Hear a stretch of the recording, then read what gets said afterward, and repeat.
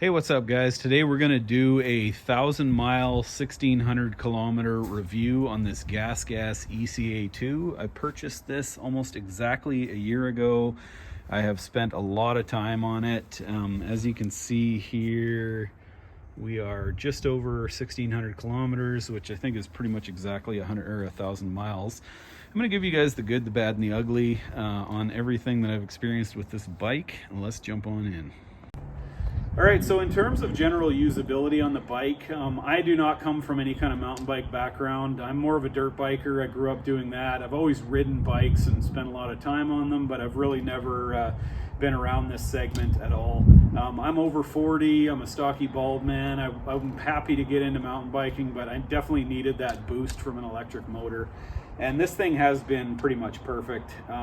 They're definitely a bit of a newcomer to the mountain bike game, and people who are a bit more dug into that world might have brand preferences and that kind of thing. But generally speaking, I've been pretty hard on this thing. Definitely lots of sketchy trails and some jumps and stuff like that. And I have to say, overall, I've been very happy with this bike. Okay, so before we get into the review, I just want to give a couple little specs so you guys know what bike we're talking about here. Like I said, Gas ECA2. They offer an ECA1 and an ECA3, so the 3 would be much better components, and this one is kind of like the middle of the road. All three of them basically have the same specs though. It's got 170 mil travel on this RockShox Domain fork, 160 mil travel from this RockShox Deluxe Select, and it's got 29-inch wheels. They're not the best quality, but they've held up pretty good. It's got a Yamaha motor with 85 newton meters of torque, and then it's got a really big battery, which is, or a pretty big battery. I think it's 730 watt hours. So all in all, the specs on this thing are pretty good. 200 mil rotors front and rear, yeah, that's basically the general theme of the bike.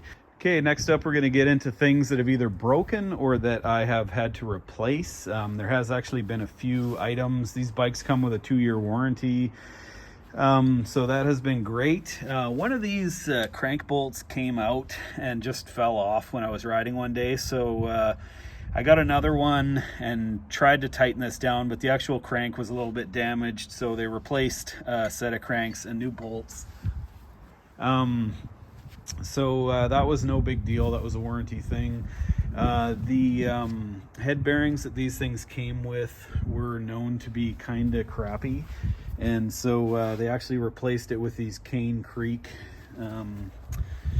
Hellbender 70s, and no problem since that's been put on there. The tires that came on it were Continentals, and those are long gone. So I've got a set of Schwalbe Magic Marys on here now that my buddy actually gave me. So these didn't cost me anything, which was really nice. He runs tubeless, and they weren't good enough for tubeless, but I'm still on tubes, so that was fine. I've chewed through a set of brake pads, so I went to these other ones that are e-bike specific, and they seem to be actually pretty close to being worn out again, so I'm gonna have to get that sorted out. Right now, the only real issues are that these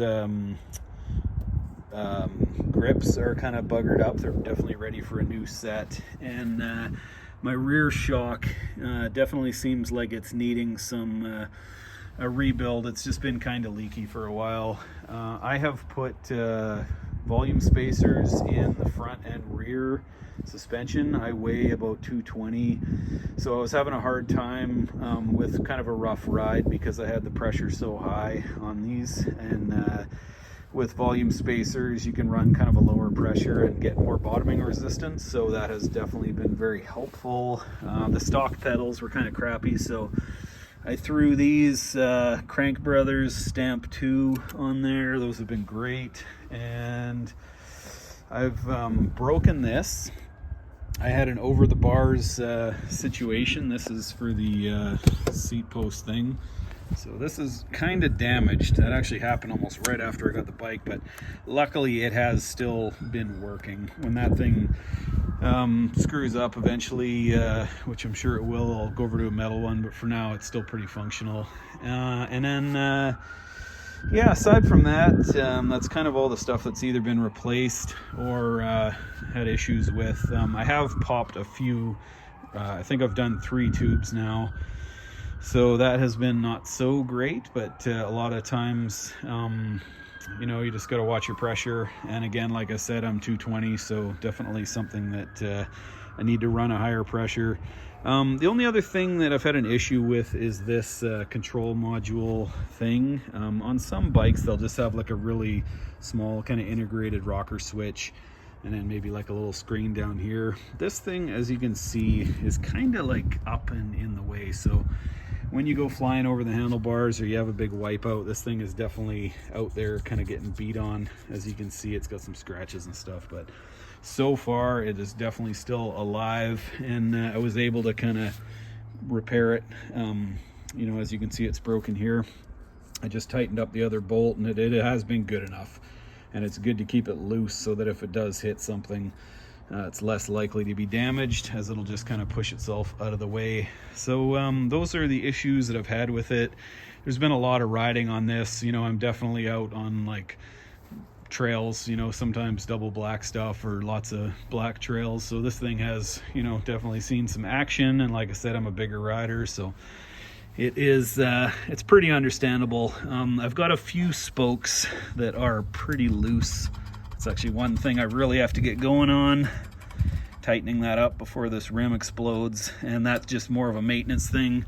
The only other issue I've had with this is one of these pivot bolts keeps coming loose, and it's one of those bolts that just has blue Loctite kind of on it, but for some reason it just won't hold a torque setting. I've just had to tighten it up a million times. I'm gonna have to pull it out and just, you know, clean all the Loctite off of there, clean the hole out really well, and just go ahead and put that on again, and hopefully she should be all good. So there's been a few issues, but tons of riding, and I would say most of it's pretty understandable.